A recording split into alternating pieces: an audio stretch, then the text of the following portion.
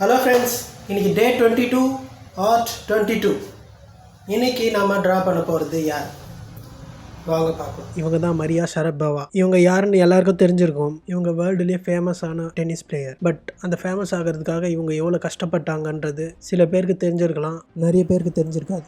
இவங்க world famous ஆகணுன்றது இவங்களோட 8வது வயசுலேயே இவங்க தீர்மானம் பண்ணிட்டாங்க. எஸ் ஃப்ரெண்ட்ஸ், இவங்க ரஷ்யாவில் 1987 ஏப்ரல் 23 பிறக்கிறாங்க. இவங்க 4 வயசு இருக்கும்போது இவங்க அப்பா இவங்களுக்கு ஒரு பேட்மிண்டன் பேட் வாங்கி தராரு. அதை வச்சு இவங்க விளையாடிக்கிட்டே இருக்காங்க, செவத்தில் அடித்து ப்ராக்டிஸ் பண்ணிக்கிட்டே இருக்காங்க. இவங்களோட பேட் ஹேண்ட்லிங்கும் பாலை ரிட்டர்ன் அடித்து அனுப்புறதையும் பார்த்து வியந்து போகிறாரு. ஸோ பக்கத்தில் இருக்கிற பார்க்குக்கு கூப்பிட்டு போய் இவரும் சேர்ந்து விளையாடுறாரு. இவரோட ஒவ்வொரு பாலையும் அட்டாக் பண்ணுற விதத்தை பார்த்து ரொம்ப மகிழ்ச்சி அடைகிறாரு, வியந்து பார்த்துக்கிட்டே இருக்காரு. தென் இப்படியே தொடர்ந்து விளையாடிக்கிட்டே இருக்காங்க. பக்கத்தில் இருக்கிற ட்ரைனிங் சென்டர்லையும் கூப்பிட்டு போய் டென்னிஸ் கோச்சிங் கொடுக்குறாரு. அங்கே இருக்கிறவங்களும் பார்க்குறாங்க இவங்களோட பேட் ஹேண்டலிங் எல்லாமே, சர்வீஸ் போடுற விதம், இந்த 5 வயசில் இந்த பொண்ணு இவ்வளோ நல்லா விளையாடுறாளேன்ட்டு அவங்களும் திகைச்சு போகிறாங்க. டெய்லி இவங்களை கோச்சிங் கூப்பிட்டுன்னு போயிட்டு விளையாடிட்டு வந்ததுக்கு அப்புறம் தான் இவர் ஒர்க்குக்கே போகிறாரு. ஒரு நாள் யோசிக்கிறாரு, நமக்கு மட்டும் தான் இவர் நல்லா விளையாடுறான்னு தோணுதோ அப்படின்னு அவங்க ட்ரைனிங் சென்டர்லையும் போயிட்டு கேட்குறாரு. அவங்களும் சொல்கிறாங்க இவன் நல்லாவே விளையாடுறான்னு. இருந்தாலும் இவருக்கு ஒரு டவுட். அப்போ தான் ஒரு நாள் மார்டினான்ற டென்னிஸ் பிளேயர் அமெரிக்காவிலேருந்து இங்கே டோர்னமெண்ட்டுக்கு வந்திருக்காங்கன்ட்டு இவருக்கு தெரிய வருது. அவங்கள பார்த்தே ஆகணும்னு எப்படியோ கஷ்டப்பட்டு அவங்கள பார்த்துடுறாரு.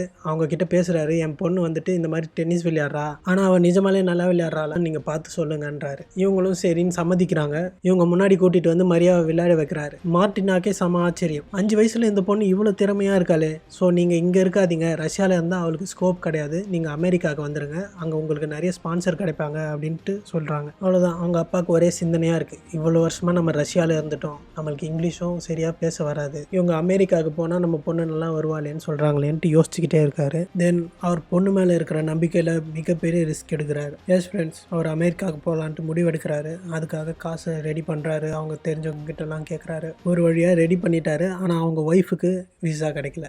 இவங்க 2 பேர் மட்டும்தான் போகிற மாதிரி இருக்குது. யோசிச்சு பாருங்கள், 5 வயசு பொண்ணுக்காக மொழி தெரியாத ஊருக்கு போயிட்டு அங்கே என்ன பண்ணுன்றது தெரியாமல் ரிஸ்க் எடுப்போமா? பட் இவர் கிளம்புறாரு. அமெரிக்கா போனதும் ஃப்ளோரிடாவில் இருக்க ஒரு ட்ரைனிங் சென்டருக்கு போகிறாரு. அங்கே அவங்களும் இவங்களோட திறமையை பார்த்துட்டு வியந்து போகிறாங்க. ஆனால் 7 வயசில் நாங்கள் யாருக்கும் ட்ரைனிங் தரதில்லை, நாங்கள் சேர்த்துக்க மாட்டோம் அப்படின்னுறாங்க. இப்போ மரியாவோட அப்பா யோசிக்கிறாரு, இப்போ நம்மளால ரிட்டர்னும் போக முடியாது, போயிட்டா மறுபடியும் வரதுக்கு நம்மக்கிட்ட காசே கிடையாதுன்றதை நல்லா யோசிச்சு பார்த்துட்டு பிளாட்ஃபார்ம்லேயே தங்கலான்ட்டு முடிவெடுக்கிறாரு. எஸ், பிளாட்ஃபார்ம்லேயே தங்குறாங்க மரியாவும் அவங்க அப்பாவும். டெய்லி என்ன வேலை கிடைக்குதோ அதை செய்கிறாரு. கார் துடைக்கிறாரு, பெட்ரோல் பங்க்கில், ஹோட்டலில் சர்வர், கிளீனரு, இப்படி எல்லா வேலையும் செய்கிறாரு. ஆனால் மரியாவுக்கு ட்ரைனிங் மட்டும் கொடுக்கறத நிறுத்தவே இல்லை. மரியாவும் பார்க்குறாங்க, நமக்காக தானே நம்ம அப்பா இவ்வளோ கஷ்டப்படுறாரு, நம்ம வேர்ல்டு ஃபேமஸான டென்னிஸ் பிளேயராக கண்டிப்பாக வந்தே ஆகணும்ன்ட்டு அப்போ முடிவு பண்ணுறாங்க. தொடர்ந்து தீவிரமாக ப்ராக்டிஸ் பண்ணிக்கிட்டே இருக்காங்க.